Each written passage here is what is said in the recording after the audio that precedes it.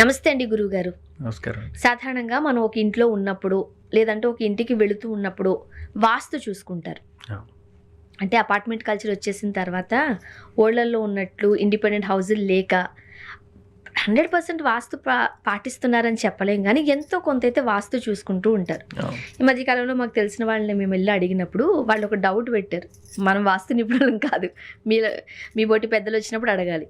ఇప్పుడు నైరుతిలో బరువులు ఉండాలి అంటారు. అవును. మరి నైరుతిలో బాత్రూమ్ ఉండొచ్చా? అది కూడా బరువే కదా అనేది ఒక సందేహం వాళ్ళకి. చాలా మంచి ప్రశ్న. ఇప్పుడు దాదాపుగా 90% గృహాల్లో అపార్ట్మెంట్ గానీ, ఇండివిజువల్ హౌసెస్ కూడాను ఏం చేస్తున్నారంటే, ఇదివరకు ఒక సిద్ధాంతిని పిలిపించి ప్లాన్ వేసేటువంటి వారు ఇప్పుడు ఇంజనీర్లు వేయడమో, లేకపోతే ఆ మేస్త్రి గారే ప్లాన్ వేయడమో జరుగుతూ ఉన్నది. ఇప్పుడు నేను ఏదైనా ఇంటికి వెళ్ళి ప్లాన్ వేయాలంటే దానికి ధన రుణాలు కట్టుకోవాలి, గర్భం పెట్టాలి, ఆయం పెట్టాలి, షోడశ వర్గు, ఏకాదశ వర్గు ఇలాంటి కొన్ని లెక్కలు చూసుకుని అతని నక్షత్రానికి, అతని వర్గుకి ఇది సరిపోతుందా లేదా అని చూసుకుని ఏ ఏ ప్రాంతాల్లో ఏమేమి ఉండాలో చూసుకుని పెడతాం. అసలు ఒరిజినల్గా ఇంట్లో బాత్రూమ్ ఉంటేనే చాలా దారుణమైన విషయం. ఇంకా అంతకు మించినటువంటి నెగిటివిటీ ఇంకోటి ఉండదు.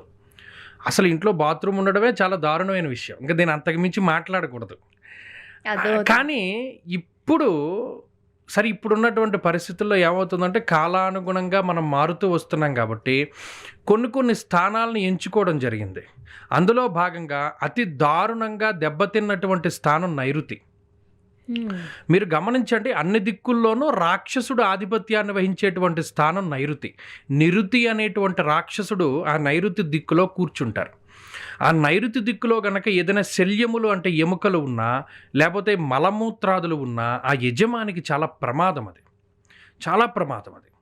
కానీ ఇప్పుడు ఏం చేస్తున్నారు, ఆ బాత్రూమే పెడుతున్నారు. మీరు ఒక్కసారి ఒక 30 ఏళ్ళు 40 ఏళ్ళు వెనక్కెళ్ళి చూడండి, ప్రతి ఇంటిలోనూ నైరుతి దిక్కులో వంటిళ్ళు ఉండేవి. ఎందుకు అంటే నైరుతిలో మంట పెట్టేవారు. మీకు క్రూర మృగాలకు కానీ, రాక్షసులకు కానీ, పిశాచాలకు కానీ నిప్పంటే భయం. ఎప్పుడైతే మనం నైరుతిలో నిప్పు పెడతామో ఆ రాక్షసుడు ఆ ప్రాంతం నుండి వెళ్ళిపోతాడు. ఆ ఇంటి యజమానికి క్షేమం కలుగుతుంది. ఇంటిల్లిపాది కూడా ఆయుర్దాయంతో ఆనందంగా జీవించినటువంటి సందర్భాలు చాలా ఉన్నాయి. కానీ ఇప్పుడున్నటువంటి విధానంలో వాస్తు ఏంటి అంటే, ఆగ్నేయంలో వంట, నైరుతిలో పెంట అన్నట్టు తయారైంది. ఆగ్నేయంలో వంట ఉంటే వాస్తు, లేదు నైరుతిలో బెడ్రూమ్ ఉంటే అది 100% వాస్తు. తప్పితే ఈశాన్యంలో దేవుడి గది ఉండట్లేదు, ఈశాన్యంలో డోరు పెడుతున్నారు. నైరుతిలో పట్టుకొచ్చి బాత్రూమ్ పెట్టడం అనేది చాలా తప్పు.